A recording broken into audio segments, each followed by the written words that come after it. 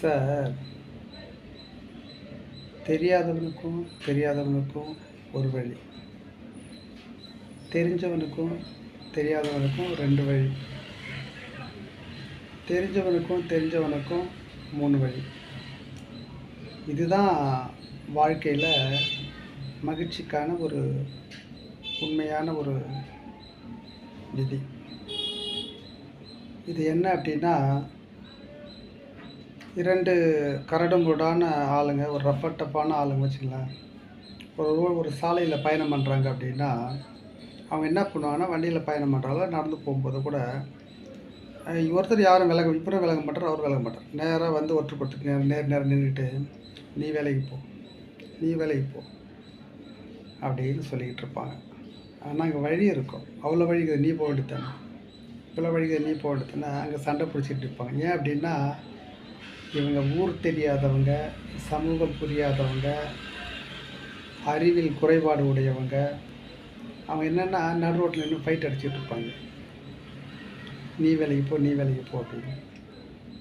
இதுதான் தெரியாதவனுக்கும் ஒரு வழி.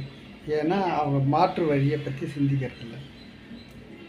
2வது, தெரியாதவருக்கும் தெரிந்தவருக்கும் 2 வழி. அது என்னென்னா, எதிரில் வரும்போதே இவர் கெஸ் பண்ணிவிடுவார். எதிரில் வர ஆள் கொஞ்சம் கரடு மூடான ஆள்னு புரிச்சுக்குவார். இல்லைனாலும் கூட சரி, அவர் போகட்டும், நம்ம விலைக்கு போவார்.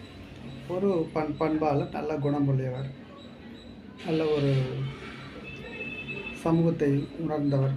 அந்த மாதிரி நிலையில் இருக்கக்கூடிய ஒரு அறிவுள்ள, புத்தி கூர்மையுள்ள மனிதர்கள் மற்ற மனிதர்களுக்கு மரியாதை கொடுத்து விலகி செல்வார்கள்.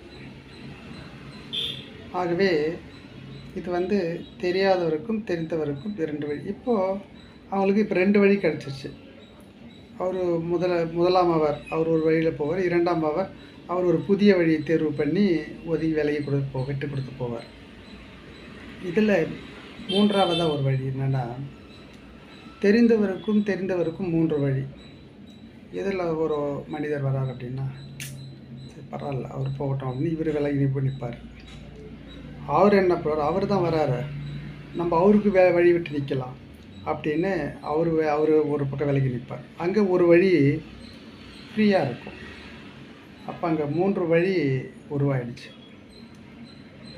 அப்போது இதுபோல் மனித சமூகத்தில் ஒவ்வொரு மனிதர்களுக்கும் நாம் விட்டு கொடுத்து வாழ்வில் வரக்கூடிய இந்த மாதிரி சகல விஷயங்களிலும் நாம் விட்டு கொடுத்து நடக்கும் பொழுது அங்கே ஒரு பிரச்சனை இல்லாத ஒரு சுமூகமான ஒரு மகிழ்ச்சியான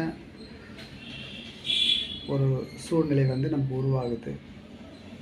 வாழ்வில் வெற்றி அடைய அடுத்த கட்ட வழியை நோக்கி நாம் பயணம் பண்ண முடியும்.